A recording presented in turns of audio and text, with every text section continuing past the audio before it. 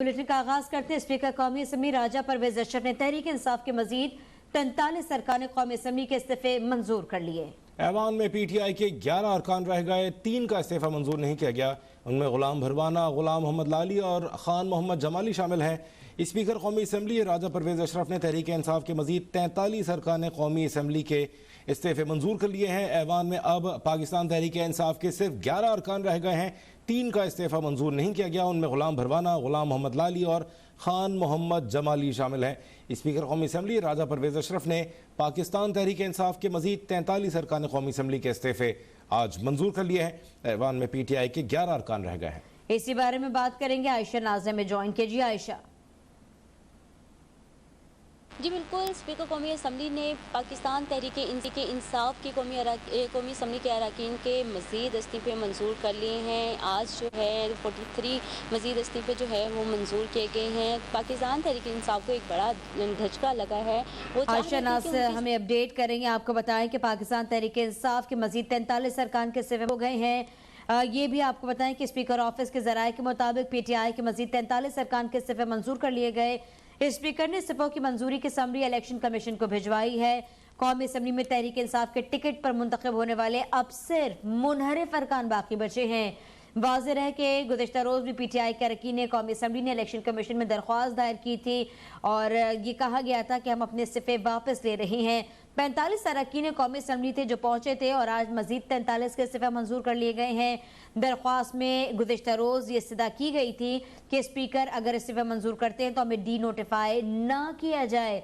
पाकिस्तान तहरीक इंसाफ के अरकान कौमी असम्बली ने इस सिलसिले में इलेक्शन कमीशन ऑफ पाकिस्तान और स्पीकर हाउस के बाहर धरना भी दिया था। आपको बताएं कि 17 जनवरी को भी स्पीकर कौमी असम्बली राजा परवेज अशरफ ने साबिक वज़ीर दाखिला शेख रशीद और पाकिस्तान तहरीक इंसाफ के 34 अरकान के इस्तीफे मंजूर किए थे।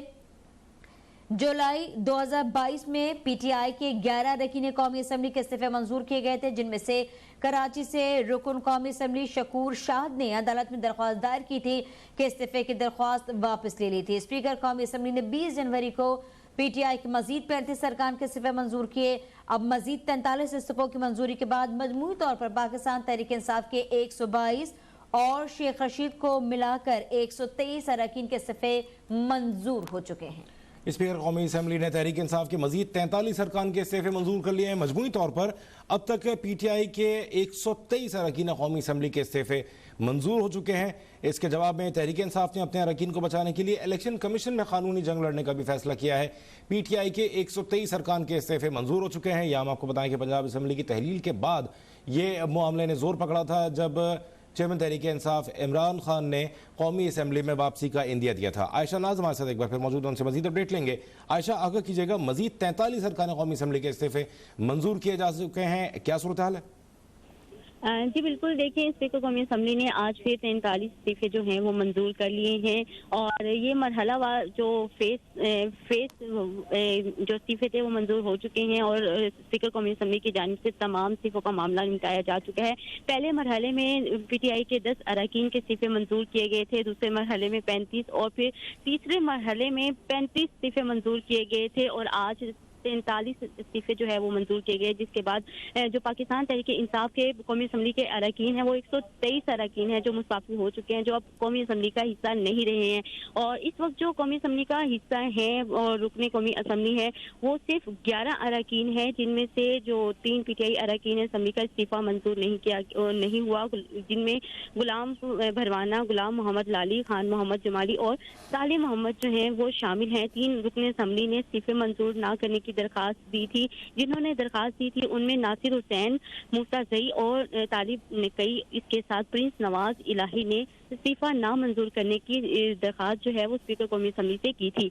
इसके अलावा 2 अरकान ऐसे हैं जिन्होंने अभी तक हल्फ नहीं उठाया, जिसमें इमरान खान साहब हैं जो अभी जिनका नोटिफिकेशन इलेक्शन कमीशन की तरफ से जारी हुआ लेकिन अभी तक वो अपना हल्फ नहीं उठा सके। इनके अलावा जो नदीम जमा है उन्होंने भी अपना हल्फ नहीं उठाया।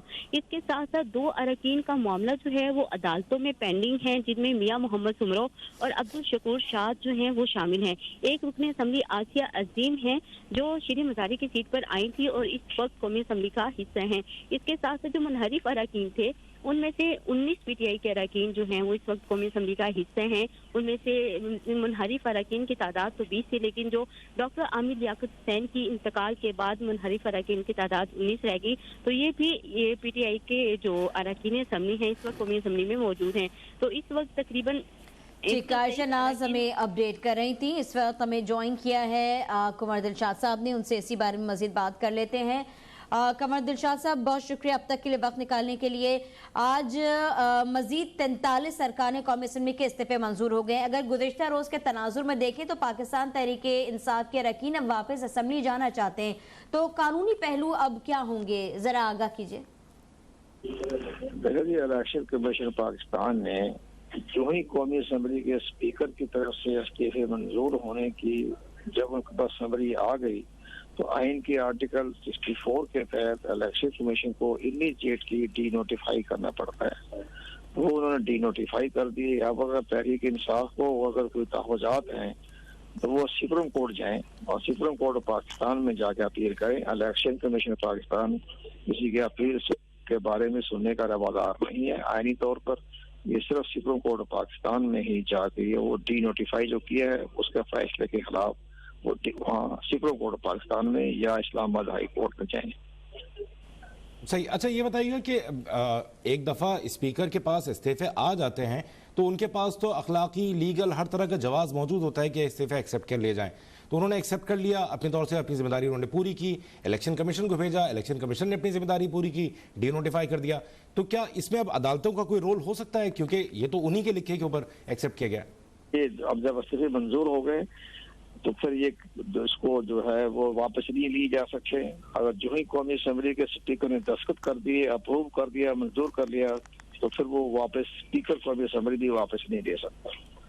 तो ये कानून है, आइन में लिखा हुआ है, उस आइन के मुताबिक स्पीकर साहब ने फैसला किया है और इसी तरह इलेक्शन कमीशन पाकिस्तान ने भी आइन की रोशनी में कोर्ट नोटिफाई कर दिया। अगर किसी को तहफ़्फ़ुज़ात हैं, आइन की खिलाफ अपील करनी है तो फिर आप हाई कोर्ट में जा सकते हैं।